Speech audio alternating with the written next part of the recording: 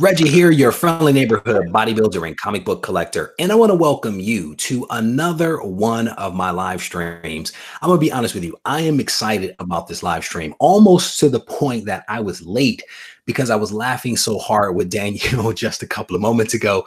But I am joined this evening by Danielle, aka Nerdy Girl. Danielle, it is good to see you. Good to see you too. Hey guys. So it has been, I think, a couple of maybe 3 weeks or so, maybe a little bit longer since you were on the channel last. What have you been up to over the last couple of weeks? Buying Chicago. I was at C2E2. For the first time ever, I bought more games than books. Okay. Very weird for me. And staying busy, you know? So I know that. So you've been busy. You've been buying up some stuff, some games, but you've also been slaying. I was on your Instagram earlier today, and I think you had on a shirt that said 4-letter word slay, because that's what you just did to your workout. So you were also in the gym, yes? I have been. I just made a commitment to 21 days straight in the gym because it takes 21 days to start a habit. So I just did day 4. That is awesome. Are you also changing? I'm like day 15. You'll be fine. You'll be fine. Are you changing your eating habits as well, or just going to the gym? You done both? No. Yeah, I have to. No doubt. I definitely enjoyed that post earlier today. I saw that slay and I was like, she clearly is in the gym. So that is awesome. I wish you luck. If you need anything, let me know.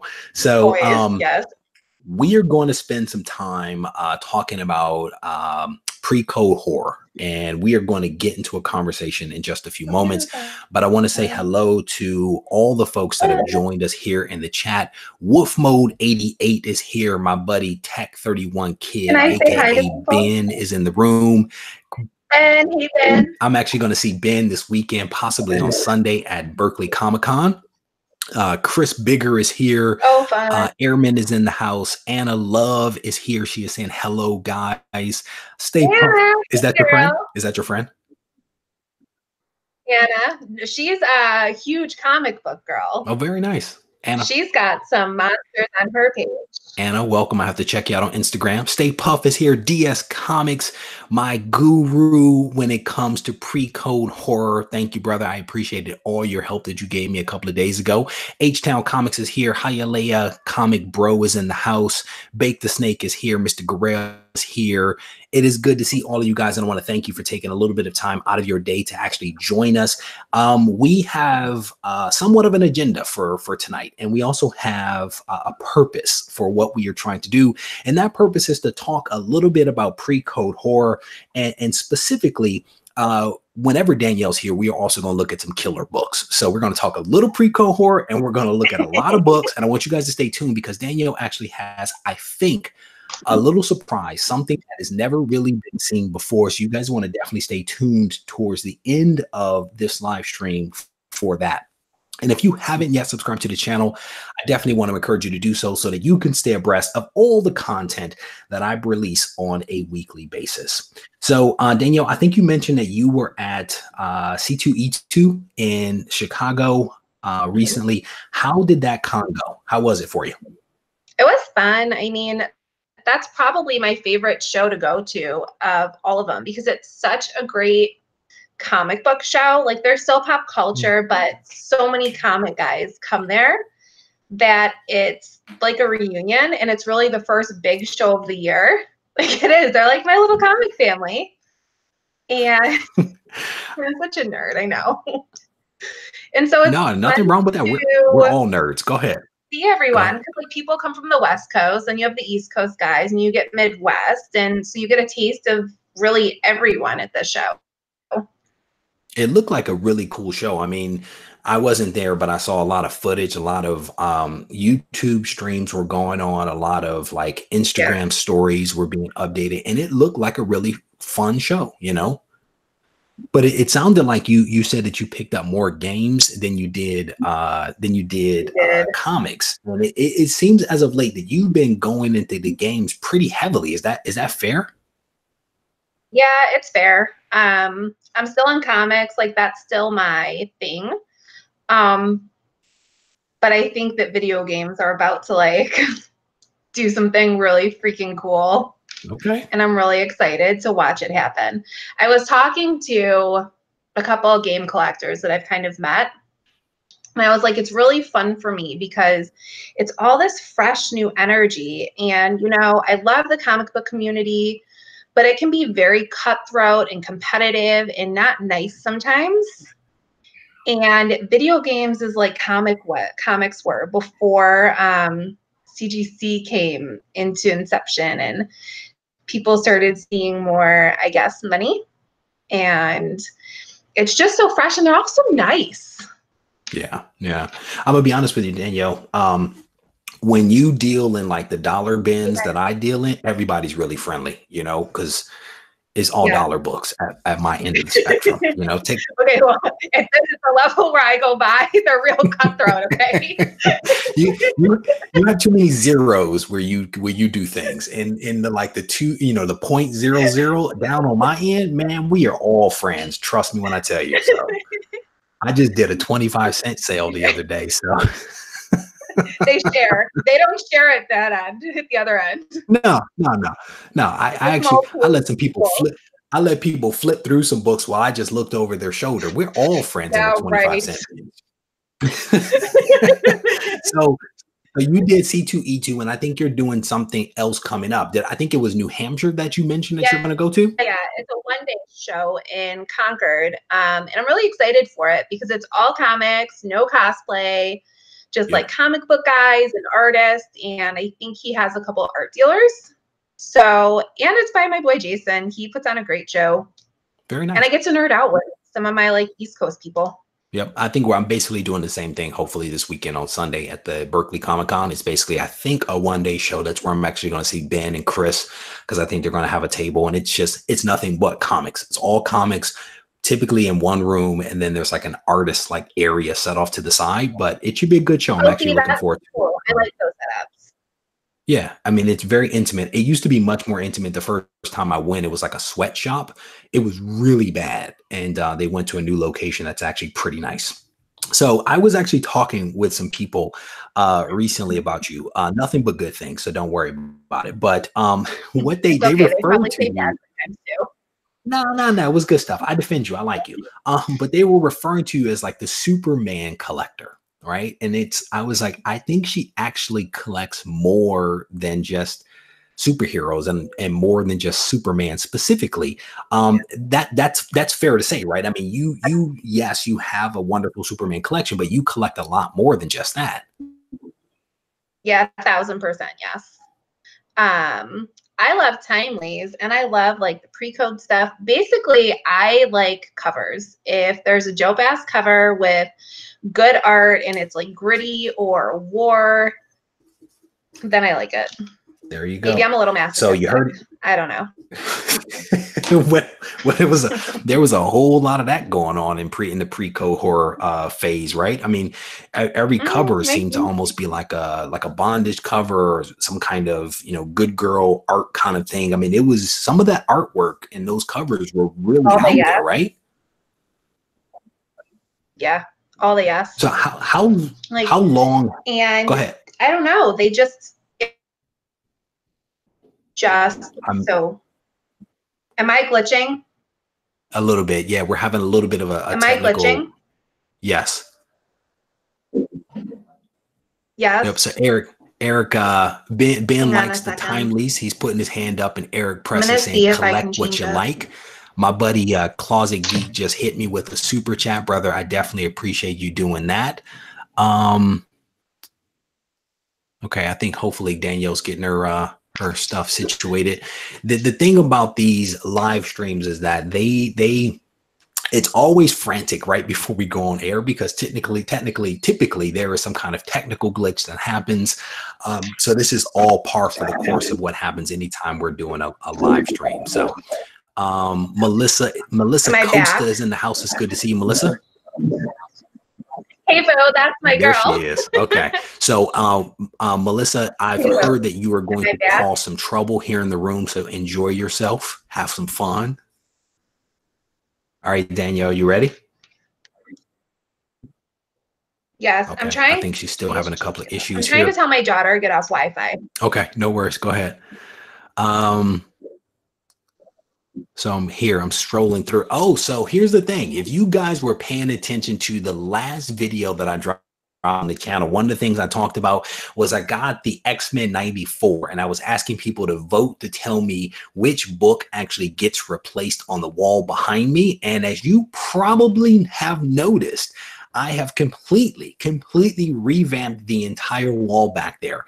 And there is not one Spider-Man book to be seen back on that back wall, which is very unusual for me. And so what I've tried to do is to some degree or another, dedicate the wall a little bit to the X-Men and the Fantastic Four. And then there's a couple of little odds and ends back there. But I basically did a quick clean sweep, and it's actually, I didn't intend to do it. I started out replacing just one book. And then as I moved a couple of things around, I was like, you know what? I'm going to just go big and just switch the whole wall out pretty much. Yes, Candy Graham Man, there is still a Spider-Man on the front wall because I could not take him off of everything. But yeah, there's a couple of Spider-Man on the front wall, as you probably saw if you're on Instagram and look at my story, but there is none on the back wall back there. So we're definitely mixing things up just a little bit here in the room. And yeah, we're having a couple of, we're having some technical glitches here, but hopefully everything will be getting ironed out. Danielle is back. You are back as far as I'm concerned. No, you're about the same, but at least I can hear you and see you now. You can, okay, so we're a little better then. Okay, I just told my daughter get off my Wi-Fi. Yeah, I normally kick the entire family off of Wi-Fi whenever I'm on. Someone said kick the kids, out for the Wi-Fi, but all right. So we were just talking about the fact that people think of you as a collector of just Superman, and that is absolutely not true. You collect a lot more things outside of superheroes, certainly outside of Superman, and some of what you collect is actually pre-code horror. And so I'm curious, like, how long is this pre-code horror thing new, kind of like the games, or have you been collecting pre-code horror for some time? For a while. I was collecting it before everyone else was collecting it. Now it's become like, I think that people have chased down like the war covers. And so it's like this gradual progression, right? To, well, okay, we've chased the war, we've chased the GGA, like we've chased some of the bondage stuff. Let's go for like that nasty, gritty, uncensored greatness now. Uncensored greatness. I've heard of Kirby greatness, but never uncensored greatness. So this has been going on for say that again. No, go ahead. So I'm curious, like, what is it? And I think I know the answer to this, but I always like to ask the question, what is it specifically about the pre-code genre or time period or books that interest you the most? Like, what is it about that? I just think the covers are great. That's all. I'm very much a cover person, and they're just so detailed. They're gruesome and they're a little like creepy, but in the best ways. Wait, only in the best way are we talking about creepy and gruesome. So here's the thing. What I want to do before we start. Oh, you got a whole lot clearer right there. Some magic just happened. I love it. I turned my computer. All right. So before we go any further and we start looking at books, I want to take a moment to define just a little bit of what pre-code horror is. And I'm going to give a huge shout out to my buddy DS Comics, who is here in the room, who goes by James. His real name is James, and also Collector 06 Steven, who provided me with a little bit of guidance as I was putting my notes together for the show. And so when we talk about pre-code horror, essentially what we're talking about, and there's a lot of experts that are probably here in this room that are probably going to correct me. I defer to them on some of this stuff, to be honest with you. But the pre-code phase or era is really any book that was published before September of 1954. That is considered pre-code. And this time period was basically the Wild West. And you heard Danielle kind of allude to that with the gruesomeness and the gore and the bondage and some of this wild, uncensored stuff. It was a time period in which things like nudity, violence, bloodshed, gore, torture, good girl art, etc., were wildly popular in comics. And so what happened was there was this whole series of like Senate hearings where they were talking about the detrimental effects that comic books and some of the aforementioned stuff can actually have on children. And so they were moving towards basically, the government regulation of the comic book industry. And in lieu of that, what happened was the Comic Code Authority was basically formed, where they basically decided to self-regulate, right? Self-regulate instead of allowing government censorship. And it was probably a good move, but all of the stuff that we just talked about, the horror, the torture, the terror, all that good stuff was basically outlawed. All of that stuff was gone and could no longer actually be included. And that's why when you pick up comics back in the day, you would always see the CCA, the Comic Code of Authority, which means that this book actually adheres to some of the terms about no nudity, no violence, no drug use, blah, blah, blah, blah, blah. So again, just wanted to provide you guys with a little bit of context before we go too deep into this conversation. Danielle, did I miss anything in that breakdown? I don't think so. It was the seduction of the innocent is what they said. Yep. That was the book that was written by, I think it was like a psychiatrist or psychologist or something like that. Yeah. Yep. And so they made a lot of adjustments and again, toned down a lot of what was actually happening. So with all that boring stuff out of the way, let's take a look at some books. Fascinating. You want to look at some books? Yeah, I think it's fascinating, but not everybody's like into history, Listen, I'm like a history junkie. Well, I was a history minor, so I definitely nerd out to that kind of stuff, I mean, it's just, a journalism major, history minor. I dig all that kind of stuff, So let's go ahead and jump into some books. What do you have to show us? I didn't put them in order. Can I just pull? Is it okay? Whatever you pull, we'll adjust to it. Let's start Strange Tales 28. We'll go from not as great to epic.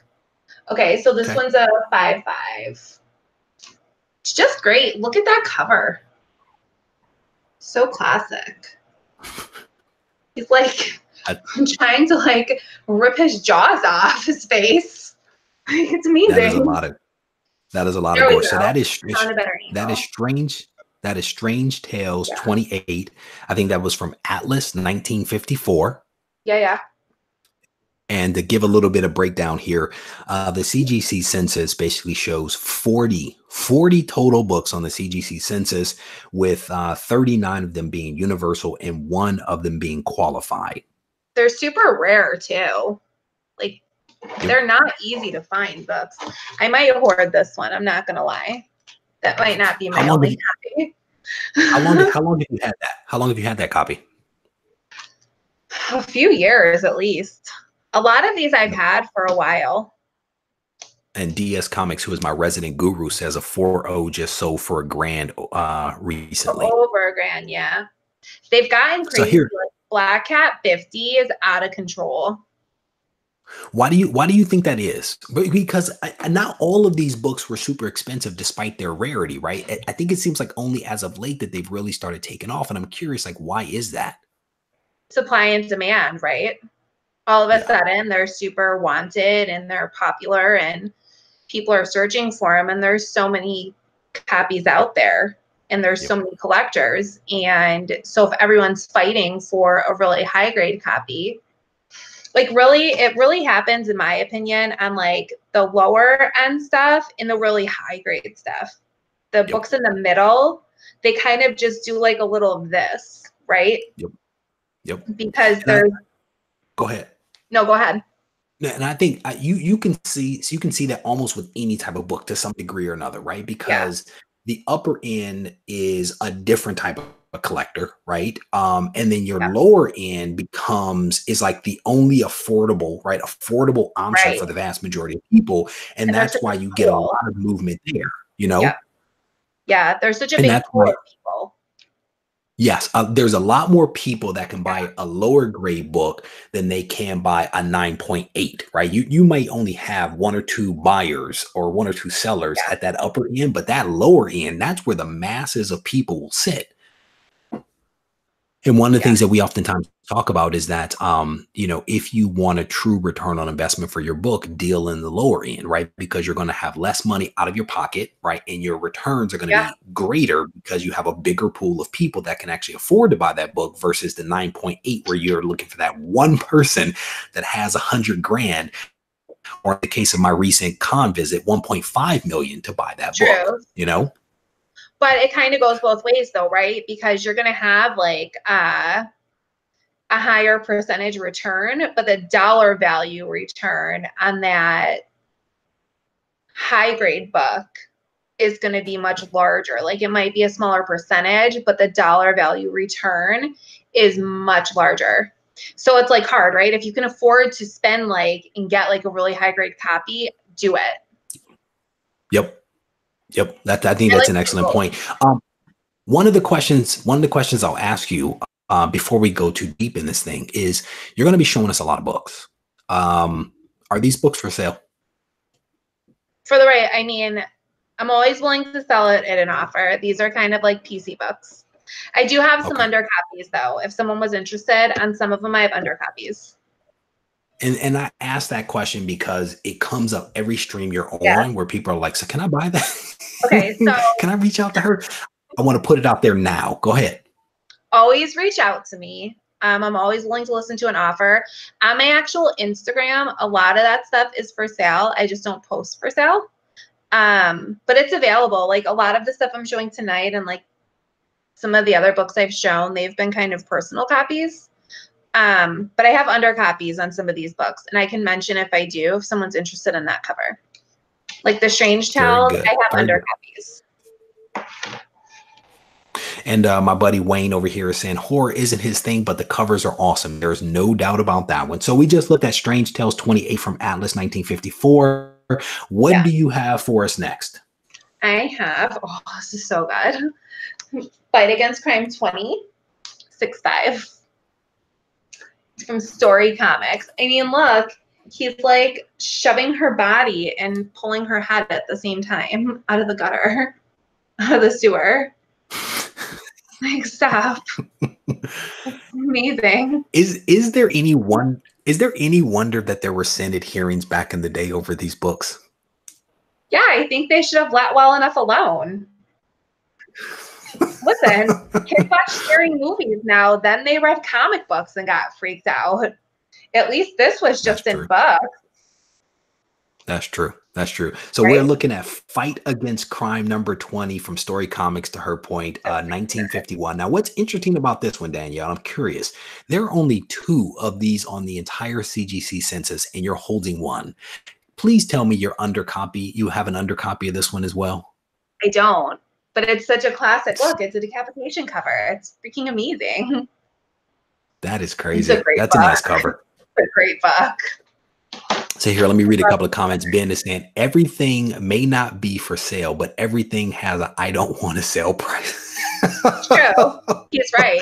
He knows me Oh, well. Ben, Ben, you are hilarious, and that is true. It is true. It's true. If I somebody said if that. somebody can if somebody can pay that amount, then it will be for sale. So True. Closet Geek has a question here. My buddy Vika, he says, how do you keep from getting scammed on eBay? I heard the post office only keeps records for like 120 days as far as signature requirements and tracking info. Do you have any insight into that one, Well, I Danielle? guess my first point to that is if you haven't received your item in 120 days, then you should be doing a chargeback anyways, because usually you have it within a week, right? Maybe 2 weeks if you're international or whatever. You kind of just know, right? You look at their feedback, look at their recent feedbacks, look at how many items they've sold, look at the items they have listed for sale. Like, honestly, what they have listed for sale, if they only have that one book. So I'll tell a really fast, funny story that I've done to someone before, like years ago, because you used to be able to edit your pictures on eBay. And if someone took your picture and you edited it, the edited version would show up in their listing. So someone, I'm pretty savage. Somebody took my picture and was selling the book as their own. And I changed it to say, hi, my name is so-and-so. I'm a scammer. I'm just trying to steal your money. Reach out to them and message them. Like, and here's the other thing. If a deal sounds too good to be true, especially today with all of the information available, then it's probably too good to be true. Yep. And well said. I normally give it a couple of days. Like, I'll have a conversation with people, right? Before I buy a book. And then when I buy it, I'll send them a message. Hey, how are you shipping it? So we'll see how they respond to that and how quickly. But if it's any more than like 3 days, I am like asking some serious questions. And it happened recently where I bought a book and the guy was like, I was at, I think he said that he was at C2E2 actually. Yeah. And he was like, I was away from my computer. And I get that, but my whole thing is, bro, put up a post or say you're going to be out of town, respond back to me, let me know, because I'm starting to get worried. But thankfully, it wasn't real money. It was like $80, you know? Yeah. So I want to give a quick shout out to Who Dat Comics for the super chat. And also, I think it was Bruce Leroy put a couple. I'm going to put $2 in Reggie's. What is it, PayPal? These is that dudes your are friend? funny. No, that's not my friend, but he's hilarious though. Dude, I'm gonna tell you, I absolutely love the subscribers to my channel. These guys are really a lot of fun, you know. Bruce clearly has a good sense of humor. So DS Comics says Fight Against Crime 20 has 47 on census. I only saw 2, bro. Maybe I looked at the wrong one. Maybe I looked at the wrong one. Maybe you looked at a reprint. Don't correct me on my own show. I'll ask you after. All right. So DS Comics just corrected me on that one. Thank you, brother, for fact checking me. I appreciate that. I'll blame my kids. So what'd you say? It's my fault too. I didn't correct you. I just went with it. Look at, I just let you go with it. He called you out and put it on text. But he's like my fact checker. Like, before I say stuff about pre-code horror, I'm like, bro, is this right? Is this the right thing to say? Please help me. You know, you have to have good people around you that will correct you and do it in a respectful way. And James is one of those cool dudes that I trust. Same with Ben. Ben corrects me all the time. You know, it's like I make mistakes. I correct everybody. My thing isn't if you correct. My thing is how you correct me. You know what I'm saying? Fact checking, please. All right. What else do we have over there, Danielle? We looked at 2 books, Strange Tales 28 and Fight Against Crime 20. Weird Tales of the Future 8. Look, his heart is beating out of his chest. By Avon in a 7.0. Freaking amazing. These covers are crazy. They are, right? So this is Aragon. Is that the correct pronunciation? Aragon, yeah. Aragon Publications. Yeah, well, it must be right then, unless Ben tells us otherwise. 1953, James, correct me if I'm wrong, CGC census, I think I saw 36 with 35 of them being universal and 1 being restored. This is Weird Tales of the Future number 8. Want me to bring it back? Yeah, let's bring it back. Say something for me. Something. Am I back on? Okay, so when I talk to him, it is all voice command. So whoever's speaking is who the camera's on. Okay, so we're just going to talk about this heart beating out of the chest again and show this one for one more second, right? Ready? That is a cool book. That is a cool book. Yeah, it's so great. Okay, the next one. Look, they're like twins. Hold on. This thing is blocking Bruce's comment, but I'm gonna show this comment because Dude's comment is funny. He says he had a miniature greyhound when he was 10 named Reggie with 2 G's, right? And that he says the dog was fast. He is hilarious. This is a family show. We don't use that kind of words, those kind of words, but we do laugh at them because they are funny. I'm teasing. Listen, we're all grown ups. We're looking at people with their hearts beating out of their chest, okay? So this is not a kid-friendly episode. Sodi says so. The Comics Authority says so. If you have young kids in the room, please take them out of the room because Danielle and Bruce are having too much fun on this live stream. All right, what are you showing us over there? Okay, I'm showing like how cool they look together. Watch. Right? Yeah. So this is 570. Same Aragon. How do you say? You can take the girl out of Rochester. It's true. You can't take Rochester out of the girl. Chris says, I'm with you, Danielle. This is not a code approved show. I probably should put that up front. Not a code approved show right on the thumbnail. But hide your children. Indeed.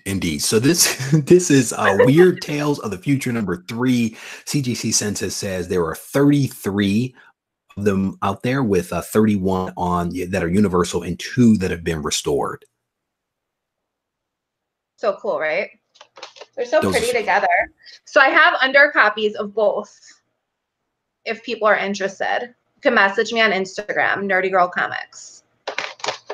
I have not made the jump into anything like Golden Age. Yeah, I know. I don't know what you're doing with yourself.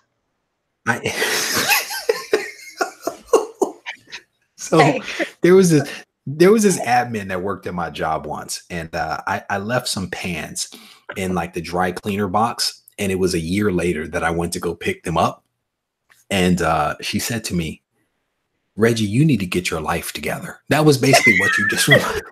I always say, get it together. Get it together. I don't know what it is in your life. I lost. How do you lose a pair of pants for a year? That's how I live, you know? Oh, so DS Comics is asking Danielle if you have issue number 3 as well. No. I'm sorry, I don't. Maybe Anna does. Yeah, dinosaur is so good. They're talking about Rochester food. Rochester, New York? Barbecue. Yeah, that's where I'm from. Really? Yeah, I did not know that. No, I don't know Rochester. I know Brooklyn. Listen, that's like 6 hours away. I live near Canada.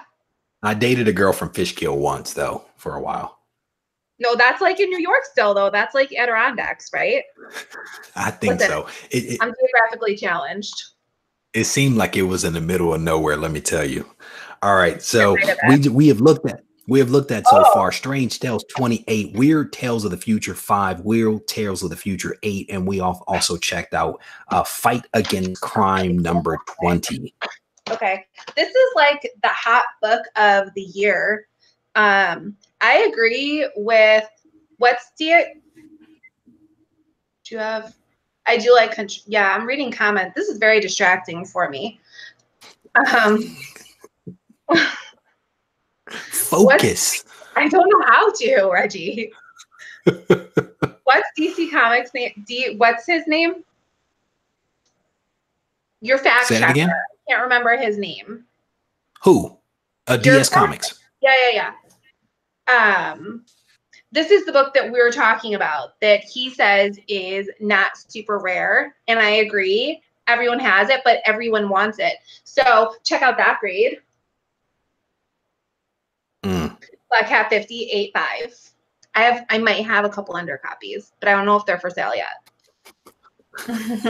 She may have a couple of under copy. So here's the thing though, but when I looked it up, I saw only 72 on the census for CGC, with 67 of them universal, 3 qualified, and 2 restored. Maybe I got that incorrect, but this is Harvey 1954 Black Cat Mystery 50.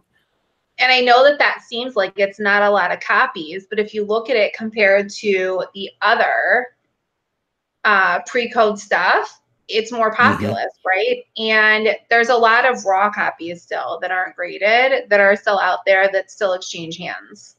There you go. That's But actually that's one of the covers I recognize readily. I love this cover.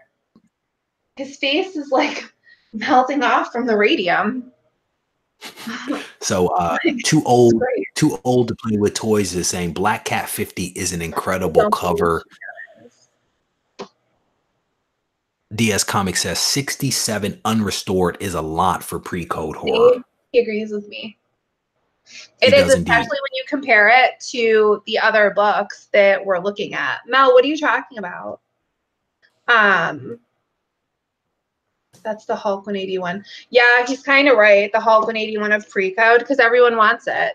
And then if you can't find the Black Cat and you don't want to spend the money for Black Cat, people will settle for Tomb of Terror 15. Look at that grade. Can we see that? Yeah, I can see that. I can't stand you. It's beautiful if I have to say that it's beautiful. Yes, I mean, how can you not say it's beautiful? It's a 9.4 Tomb of Terror 15 from 1954, and it's a file copy. That's a dope book. I know. So I have a question for you. Can we go back to the Black Cat? I don't know if you or DS or Ben will know this, but I got a little confused. Like when I was doing some of the research for this book, what does the CGC label say who the cover artist was? Because I struggled to find information that wasn't conflicting. It's Lee Elias. Elias. I don't know how to say his name. Elias. Do you have any games file copies? Not anymore. Well, maybe the Shock. I don't think I have any more. No, I don't think I do have any more Gaines file copies. It's Lee Elias. I don't know if it's pronounced like Elias or like I don't know how to say it. Because I kept seeing something that said it was like Frazetta, that was the artist, and then I think there was like another person that they were saying was the artist, and I was, and it looks like JD Comics is actually agreeing with you that that's who it is. I think. Yeah, well, I'm right. It says it on the label. Yeah, and that was one of the things that I found was that they were saying like CGC says it's this person, but the reality is that it's something else, and I was like, CGC doesn't typically get label stuff wrong. I mean, but who knows? DS Comics says a lot of people thinks it's Warren Kramer. I think that's how you say it. But I've compared it to a lot of his covers, including Tomb 15, and he thinks that it's actually him. There you go. Elias. I guess it's not Elias, it's Elias. Elias. Yeah. Well, Elias. Ben corrected us, so there you go. Listen, of course Ben did. And he spelled it phonetically, right? You can't go wrong when he spelled it phonetically. Listen, focus, Danielle. Someone's telling me focus. Listen, I can't focus when there's all these comments going on at the same time. It's very. Omega Comics is a good dude. I dig him. So yeah, it's a struggle. I don't think people realize just like how much stuff is going on. You know what I'm saying? When we're doing a live stream. And I do lives on Facebook all the time, but it's not back and forth, and so I just talk. It's different when you go solo versus when you have somebody asking you questions. It's very different. All right, so we have just looked at Black Cat 50, and the comment was that it is like the Hulk 181 of pre-code horror, and that it's a pretty popular, pretty common book. And then, but even with that, it's still a wanted book. And when people can't afford Black Cat or don't want to fork out the money to be able to get that book, they actually go to Tomb of Terror 15. And Danielle has, can you show that book one more time? I think it was a 9.4. Yeah, it's a 9.4. Can you see the screen? Or is it on? If I talk, it'll flip back to me. Oh, okay. Don't talk then. Just shake your head yes.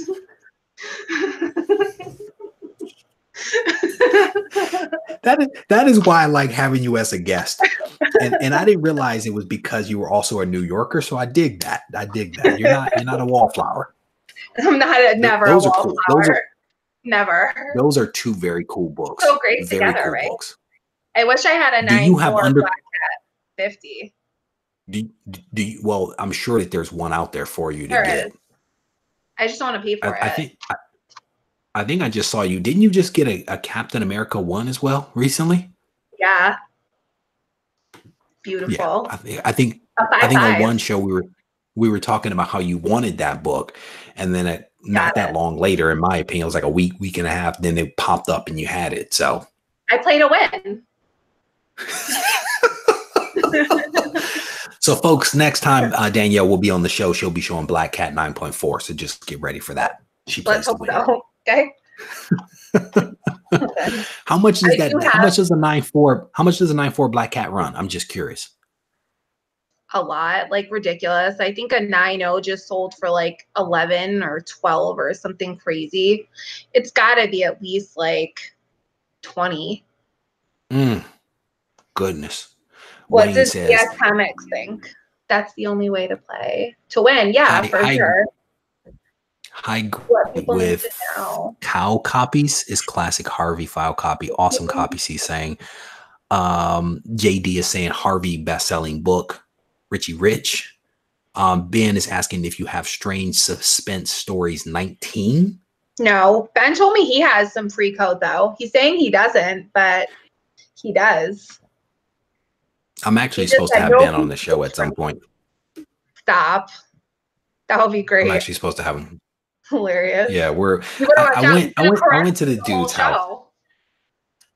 Oh, probably. It's just, it'll be easier. It'll be in real time. He'll just be, right there, just in real time, Okay. But I go to the dude's house and we hang out, and he brings a short box and he sits it in front of me, and it was just nothing but fire in the whole box. I mean, it was like AF-15, Hulk 1. I mean, it was a beautiful short box of just goodness, And I was like, dude, can I come back and see some other stuff?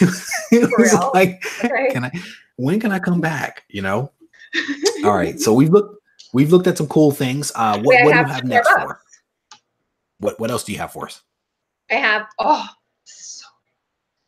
Crime Suspense Stories 22, EC 8.0, classic decapitation cover. I mean, look at him hold her head.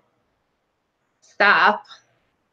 This is one of the books that I recognize, but not because it's EC. I first recognized it because I think it was either Wolverine or Avengers. They did a homage of this. It was Sabretooth and Wolverine that did a homage of this, and it blew me away. And then later on, as an adult, I saw that cover from ES. Oh, that's cool. So it was like nostalgic for you. Correct. That is a really cool cover. Great, right? What's the grade on that one? 8.0. Yep. And JD just confirmed that indeed it was Wolverine. So the census on this thing is 241 on the census, with 216 of them being universal, 1 being signed, and then 24 restored. I absolutely enjoy that cover. I think it's really, really nice. Me too. Yep. Somebody asked how you get into collecting pre-code books, and I guess you just kind of do it. Like if you find something you like and you want to collect it, do a little homework. And honestly, for me, like, yeah, you can check like GPA and eBay and raw sales, but you just kind of have a feeling like you either want to pay up for the book or you don't. And a lot of times it's like that, right? Like these books are so rare that there's so little data to go off of, that if it feels like a price you want to pay and it doesn't feel outrageous to you, buy it. Hack X's. He just made a super chat. Thank you, brother. I appreciate that.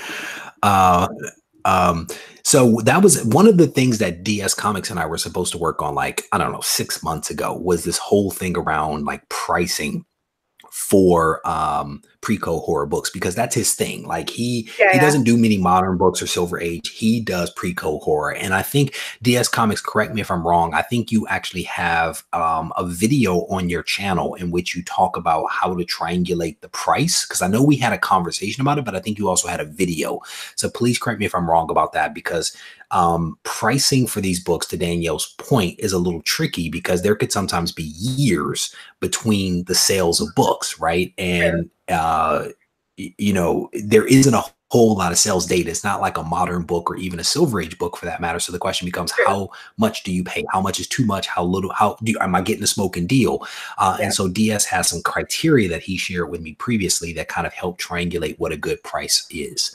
And it seems that Wolverine homage cover I was talking about is a Gray Land cover, and it is Wolverine and it is Sabretooth's head. So shout out to JD for that, and also DS Comics. It's a cool cover. It is really a cool cover. And again, a huge shout out to Hack X for that awesome super chat. I have a Gray Land cover in my office. Up on the wall, you mean? Yeah. Very nice. So very cool. nice. I'll show you. So Tony is asking a question here. He's saying, did you buy those books slabbed or did you send them in yourself? I bought them slabbed. I buy a lot of books already slabbed. I think that it takes guessing out of it and it eliminates any shenanigans that might go on with books, if I'm being honest. And talk a little bit about that. What do you mean, like shenanigans? What are you referring to that you avoid by going with a already slabbed book? Well, I know like there's some like old school dealers out there still that'll have resto on books. And if you don't know what you're looking for, you won't see it. And someone's going to buy that book and they'll know that there's some resto maybe on some of these books, and they'll get told over and over again, and they don't correct it and they don't tell people. And it sucks that it's still like that, but it's a very old school mentality. I'll never like name names and like shame people, but it's buyer beware, right? Yep. And I always tell people that buying books slabbed, yes, you pay more for them, but what comes along with that price tag is peace of mind, right? That's right. You don't have to worry that the book, if you're buying it from a reputable third-party grader, right? A book that has been slabbed by a reputable grading company, you don't have to worry about trims, about color touch, about missing pages or things being removed from the book, because it should all be disclosed on the label or on the notes that you can buy. And so slab books give you peace of mind. If you are buying a raw book, you are taking risk.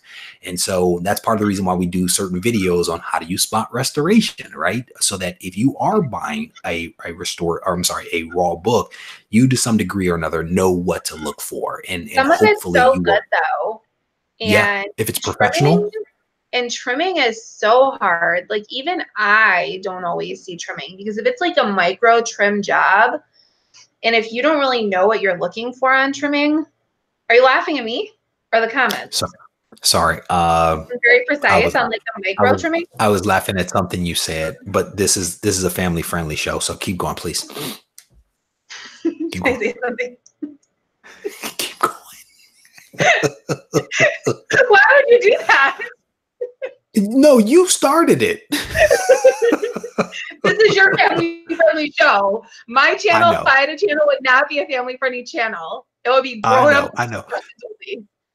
So you were talking about micro trim. If it's micro trim, keep going.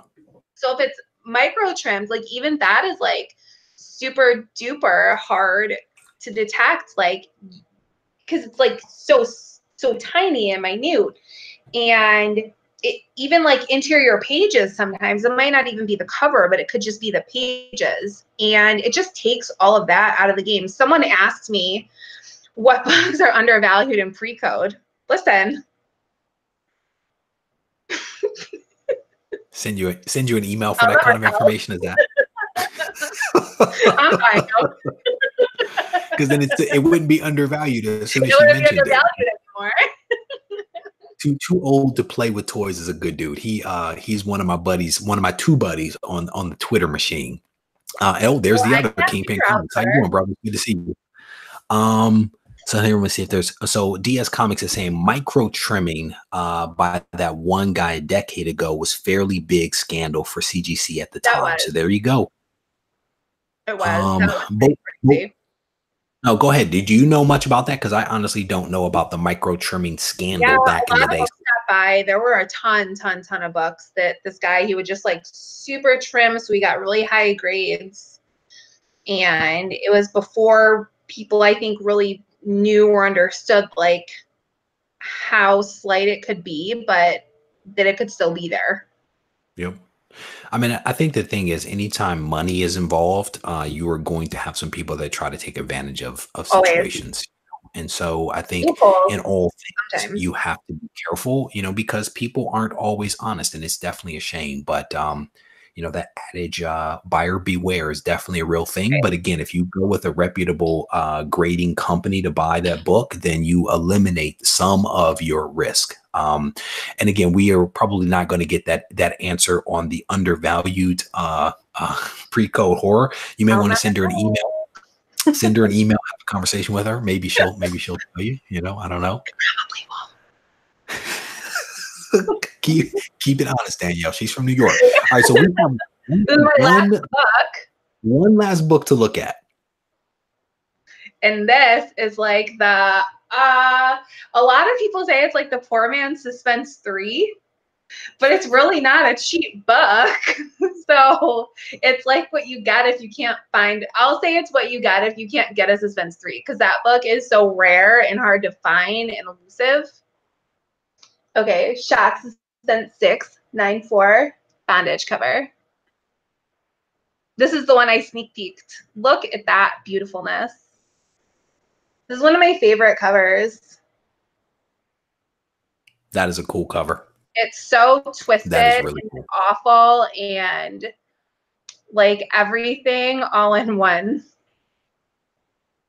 So that is Shock Suspense Stories number 6 from EC. Yeah. Go ahead. No, go ahead.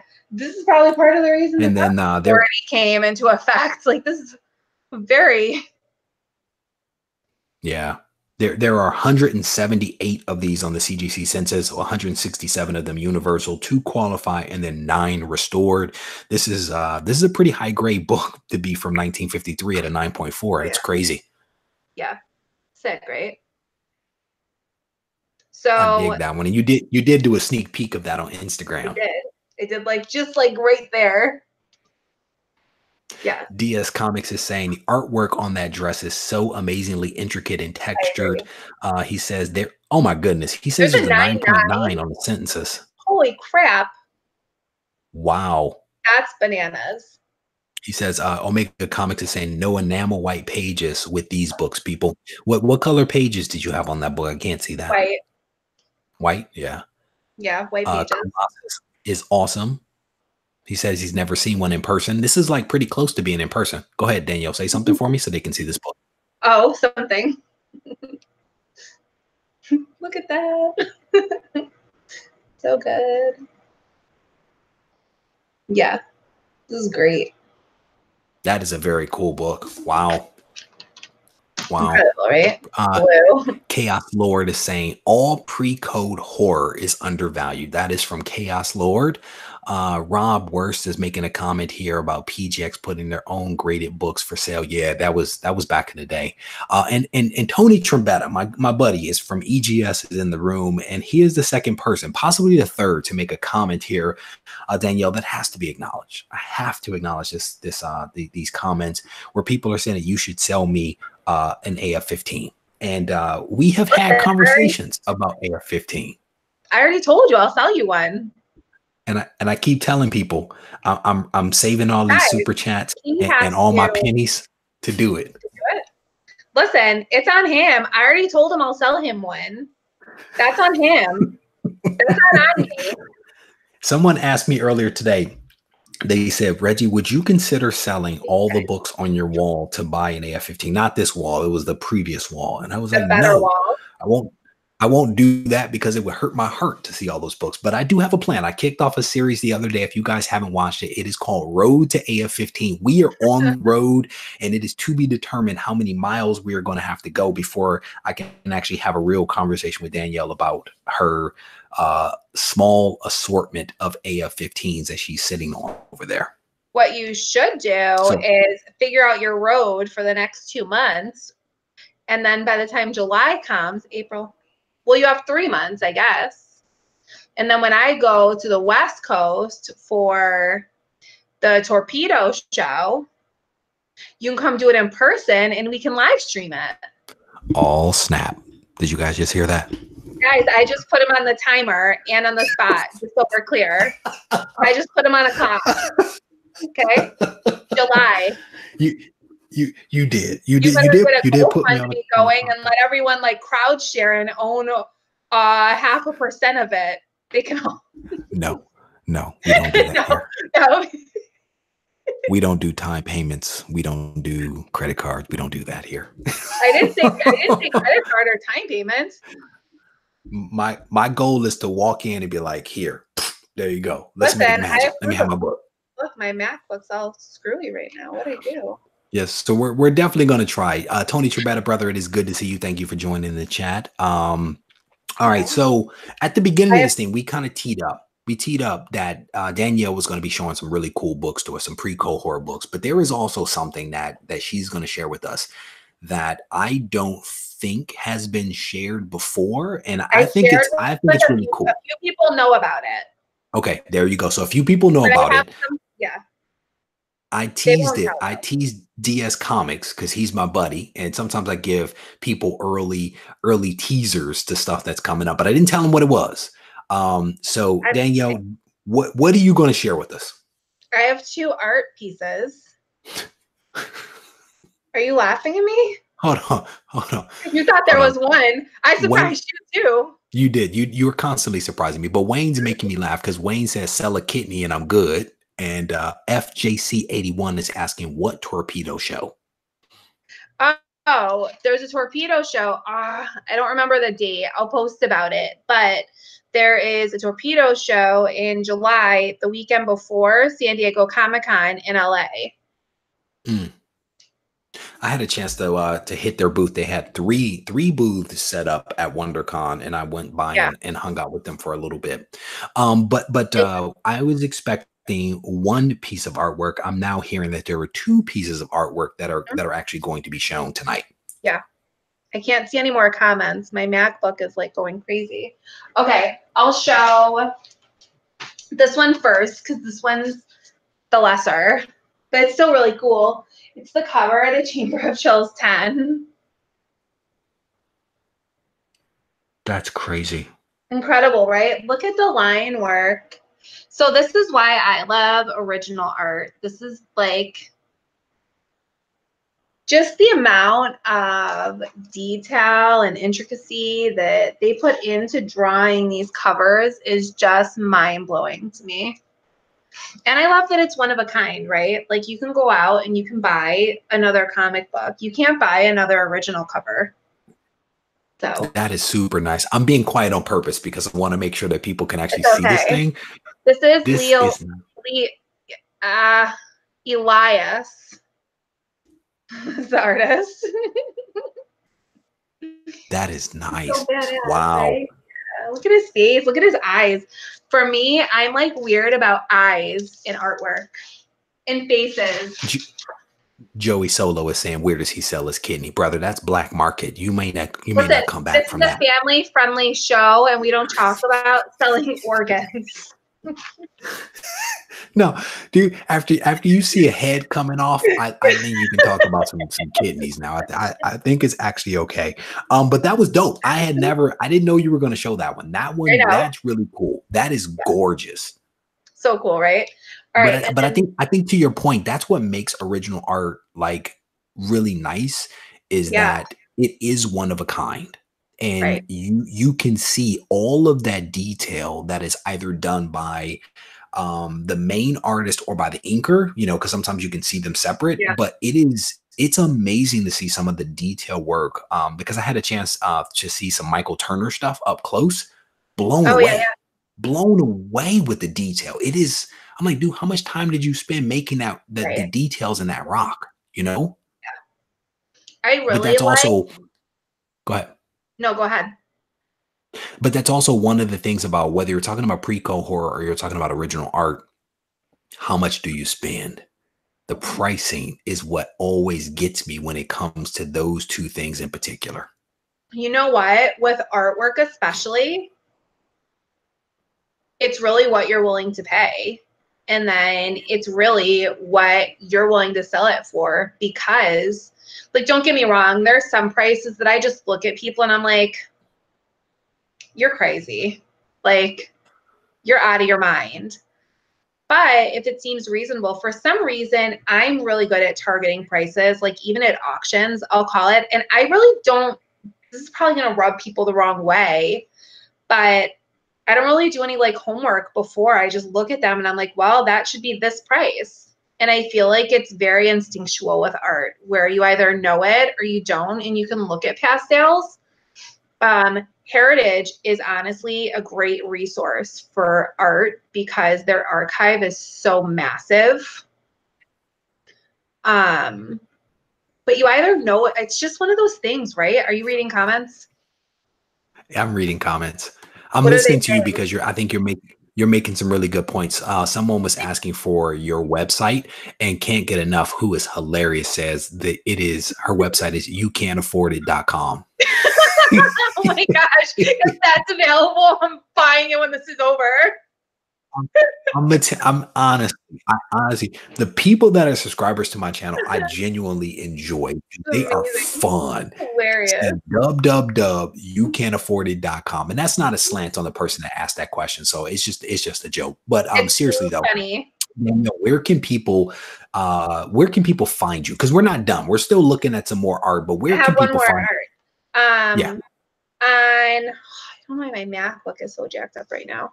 I'm on Instagram as Nerdy Girl Comics. On eBay as Filter81. And on the CGC boards, I have books under Filter81. And my email is nerdygirl1031@gmail. And one of the things that I'll also say is that you just stated that you don't necessarily do research. It's a little bit more instinctive for you. But I think what's important for people that haven't seen some of the interviews that we've done previously is Yeah. that you're not new to this. You've No, been that's doing this fair. for some time. So can you give just a little bit more But context for that background? But I will also say that up until I bought one piece of art, like Girl Boss with Funky Hair, these comments are great. I bought one piece like 12 years ago that we still have. And after that, there was no art purchased at all. And like 4 years ago, there was a massive art collection that we got in. And that was when I really kind of dove into that world and was like, holy crap, this is incredible. It's amazing. It was a great find that most of it's been sold now. And that was a learning curve too. So if you're just getting into art, one, buy what you like, because a lot of times art is something that you hold for a long time. It's not something you're buying to flip. Flipping art can be very scary because people know what the art is worth. There's only one of them, right? So outside of finding like a major collection where they don't know what it's worth, you're usually not going to get art for a bargain that you can flip it right away. Buy it with the mindset of holding it for at least a year or two. But buy what you like and frame it and hang it on your walls and enjoy it. Pay what you are comfortable paying. Look through, like I said, heritage archives are an amazing resource for looking up past sales. They go back like 15 years or something crazy. That's crazy. I Take think the time. solid advice. Go ahead. I cut you off. No, it's okay. Just take the time and do a little research. Every Yep. artist has different prices. Also, if you want to invest in art, look at what that artist is known for, right? Like Romita Sr. did a lot of like Avengers and Spider-Man, and McFarlane is like infamous for his Spider-Man work. Find Byrne with X-Men and Fantastic Four, right? Yep. McFarlane with some web, because he's known for the web and those exaggerated poses. You know, don't get something that, I think what you're saying is basically get, if you can, what that artist is known for. You can afford. Versus some obscure stuff that they're not even really known for. Yeah, I hate when people buy like butt panels and like foot panels. Don't buy those. Yeah. What is your thought on commissions versus original art? Don't ask me that question. Okay. We'll save that for another conversation.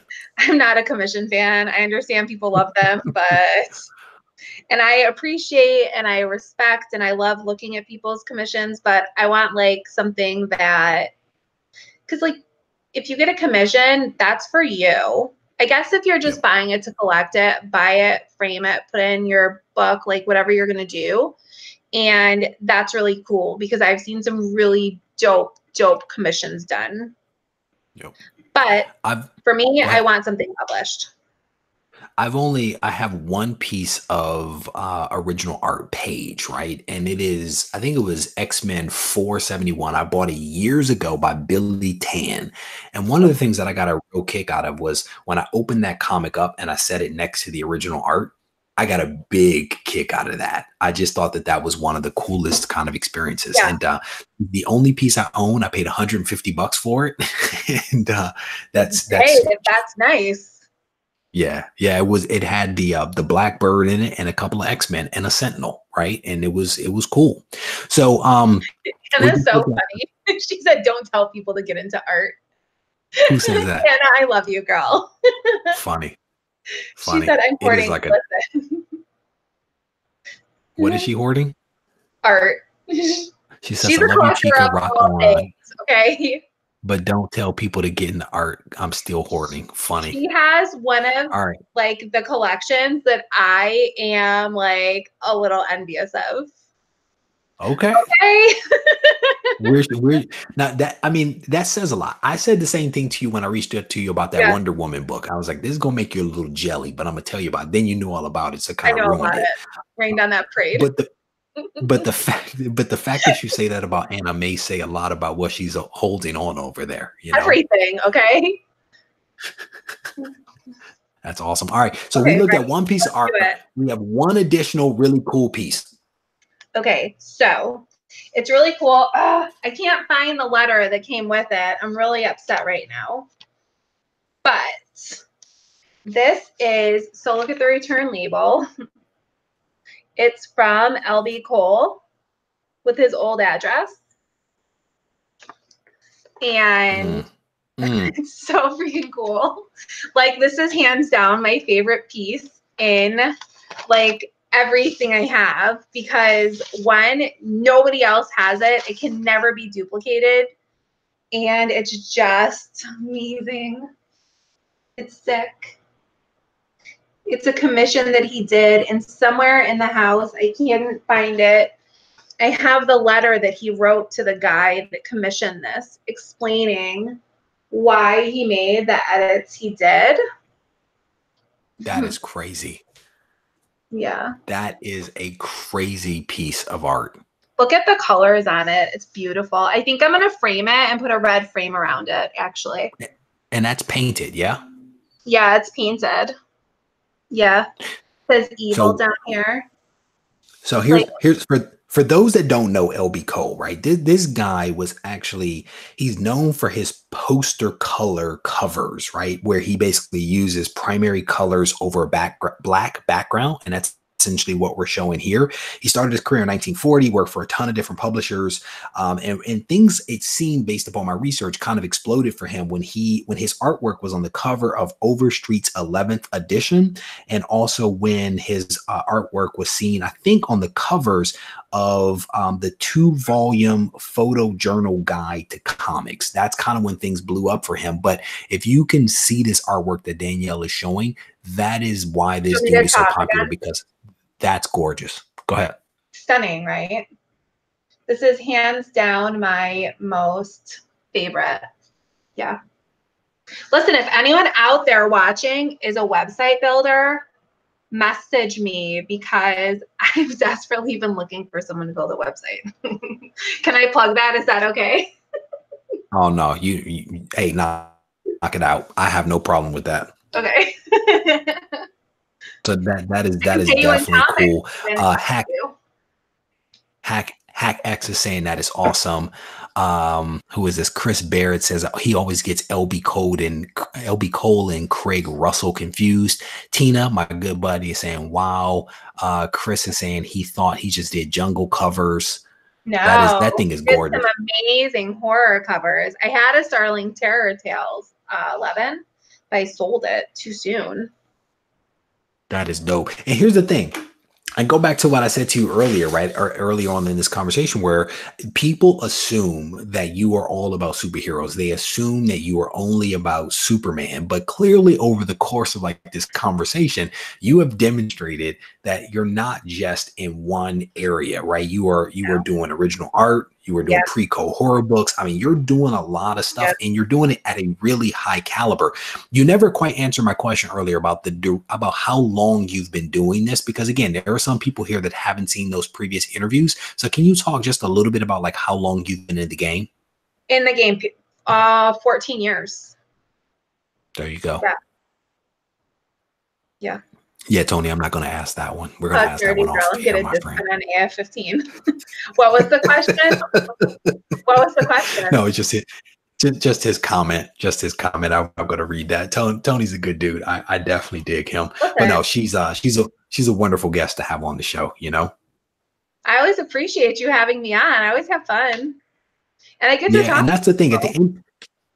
At the end of the day, I mean, that's what this stuff is all about. It's about looking at some cool books and telling some cool stories, and are we having a good time? And every time you're on, I think this is like the third time you've been on. We always have fun, you know? I know.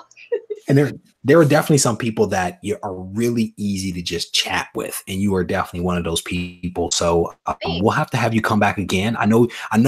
As we talked about before, you're doing a lot with like games and stuff like that. We may have to have a conversation about that at some point, because I think that's another aspect that would maybe add something right to the community, because there are people that collect comics, yes, but there are also people that collect those games as well, and so that might be something that we want to revisit. They can't buy games yet. I'm still buying them. You like your friend Anna, just hoarding everything, right? You know. Hoarding. So what is this? Chris Barrett says, I don't just like superheroes, I also like super villains and super women. I respect that.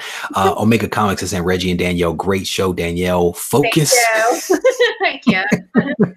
Sorry, Omega Comics, brother. Thank you for stopping by. Definitely appreciate it. So I think, Danielle, you said you were going to frame that thing in a red frame. Hopefully people can voice their opinions on that. If they think red's the right color to get, let her know. Anna says, Reggie needs a comic workout crew. I'm in. I call my crew. I call my crew the comic swoldiers, right? The comic swoldiers. All right. So, Danielle, you have already ticked off your social media stuff already, but I want you to run it down one more time for people to be able to reach out to you via email, via Facebook, blah, blah, blah, blah, blah. Give them the details so that people can jot this stuff down and find you. Nerdy Girl Comics on Instagram. My email is nerdygirl1031@gmail. Filter81 on eBay and Filter81 on the CGC boards. FILTER. I have a Nerdy Girl Comics Facebook page I just started too, if you want to go like it, but I don't really post on there. I post everything on Instagram. And people were asking if you had YouTube, and the answer is no. You go live on Facebook occasionally. Yeah, but I don't talk about comics on Facebook. What do you talk about? Like my other side hustle I have. I do comics on Instagram. I have like another little side hustle. I do comics on Instagram. Got it. So don't go to Facebook, everyone. She has a secret life. Just go to Instagram and find her over there. See part of my comic life. You don't want to know about my real everyday life. So Joey is asking if you're going to come to New Mexico Com in Albuquerque in August. Oh, I don't know. My upcoming shows are New Hampshire at the end of this month. Love you too, girl. I'm going out to the West Coast for TorpedoCon, and then most likely I'll be at San Diego Comic-Con. And then I do New York in October. And then in between then, I haven't just, I'll be at MegaCon in May for all my Where's Florida MegaCon? people. It's in Orlando. Oh, Florida. Are you setting up at all those shows? Are you setting up? I will be, yes. Okay. Chris says, who needs a secret life when you have all of us? What People need secret lives. All right, so there you have it. That's where you can find Nerdy Girl. Hopefully you guys reach out to her. But I want to thank everyone who has been in the chat, been part of this discussion. I definitely appreciate you guys spending part of your day with me. And if you haven't yet subscribed to the channel, I definitely want to encourage you to do so that you can stay abreast of all the content that I release on a weekly basis. If you need me, feel free to reach out to me at Regie Collects on Instagram and reggiecollects@gmail.com. Take care.